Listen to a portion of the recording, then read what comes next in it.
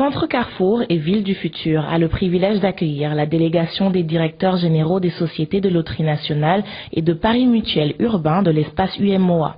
C'est à l'occasion de l'organisation de la 14e édition de la masse commune UMOA que l'Université de formation et de recherche santé de Thiès a été choisie pour inaugurer officiellement le bâtiment laboratoire de travaux pratiques, entièrement rénové et équipé par un financement commun de la Loterie nationale sénégalaise en association avec les membres de la masse commune UMOA dans le cadre d'une convention de partenariat pour un montant CFA de plus de 40 millions.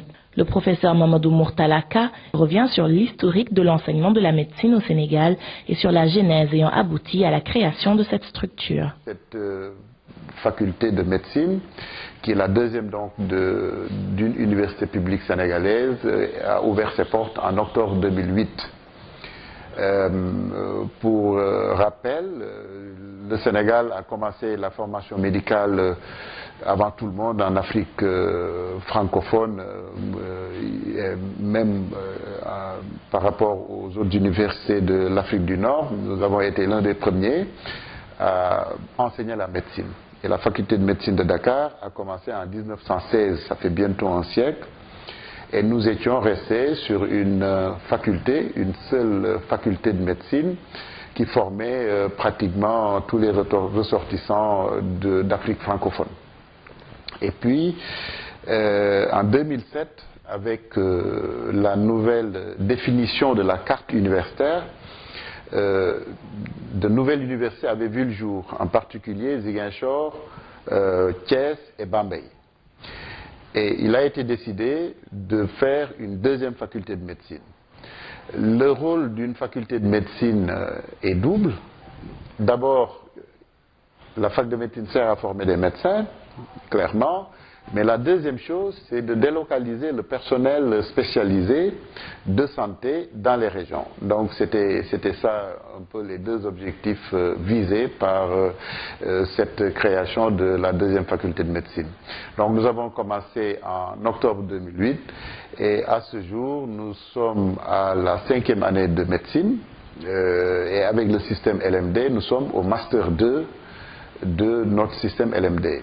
Donc, avec ces 5 promotions, nous sommes aujourd'hui un effectif de 267 étudiants, incluant 70 étrangers, originaires de 17 pays différents. 17 pays du Maghreb, d'Afrique centrale, de Cameroun, Centrafrique, Congo, les Comores. Nous avons un étudiant haïtien, nous avons également des étudiants originaires d'Afrique de l'Ouest, la Côte d'Ivoire, le Bénin, le Togo, le Mali, la Mauritanie.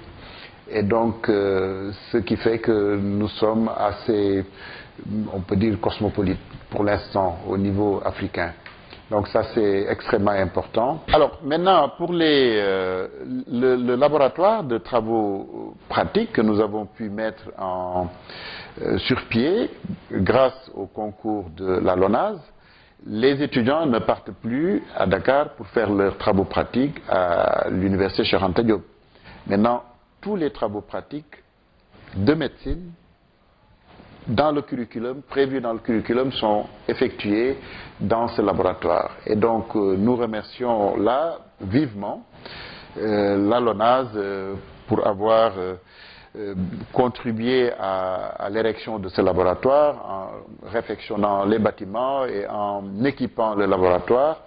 Nous les remercions vivement, à mon nom personnel et au nom de mes collègues enseignants de l'UFR Santé ainsi que de tous les étudiants. Nous les remercions vivement et nous saisissons également l'occasion pour remercier nos hôtes, les pays membres de la masse commune UMOA pour leur concours également. Pour former des médecins de qualité, les enseignements théoriques dispensés aux étudiants requièrent impérativement des enseignements pratiques dans un cadre propice et des conditions aptes à l'acquisition de connaissances aussi pointues que la médecine. C'est l'avis de la spécialiste avisée, Madame Rokhaya Diagne, directrice du laboratoire de travaux pratiques de l'UFR Santé de Thiès. Ce projet de construction du laboratoire de formation de l'UFR Santé est un projet qui nous tenait à cœur depuis le début Et donc l'équipe du professeur Mortala tenait vraiment à ce que nous puissions dispenser les matières fondamentales, mais dispenser des enseignements de qualité. Et donc c'est la raison pour laquelle nous avons pensé rénover ce local et en faire un laboratoire de formation.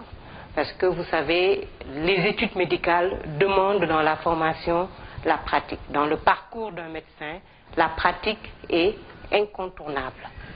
Et donc nous avons pensé mettre en place ce laboratoire parce qu'au départ on était obligé d'amener les étudiants à Dakar. Et en termes de ressources, c'était une activité qui était assez lourde, aussi bien pour les étudiants que pour également l'équipe de formation. Donc voilà un peu les problèmes que nous avions rencontrés et qui nous ont poussés à mettre en place ce laboratoire. Actuellement, nous avons pu acquérir quelques équipements comme des étuves, comme des centrifugeuses qui nous permettent de faire les travaux pratiques de bactériologie. Pour la bactériologie, d'une manière générale, nous n'avons pas de problème. Nous remercions les partenaires qui nous ont appuyés pour qu'on puisse en arriver là, à avoir ce laboratoire aujourd'hui qui nous permet de construire le médecin de demain qui va s'occuper de la santé de nos populations, y compris notre santé à nous. Les étudiants, heureux bénéficiaires, témoignent avec joie de l'intérêt de ce laboratoire bien équipé. Ils n'auront dorénavant plus besoin de faire 70 km 3 fois par semaine pour rejoindre la capitale. Donc, nous appartenons à la première promotion de l'UFR Santé qui a vu le jour en 2008.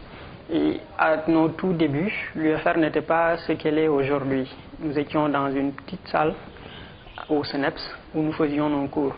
Et qui sait les études médicales, c'est bien que les études médicales ne peuvent pas se dérouler dans une seule salle de cours. Parce que aussi bien il y a les cours théoriques que pratiques que nous faisons dans les laboratoires, et aussi il y a les stages cliniques également qui se font dans les hôpitaux.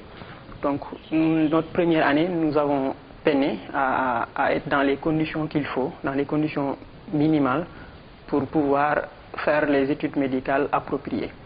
Donc c'est ainsi que l'administration de l'UFR, de toute l'université je veux dire, a pu avoir des partenaires comme la LONASE qui, avec leur aide, on a pu arriver à avoir un laboratoire qui nous a, qui a été d'un grand soutien pour nous.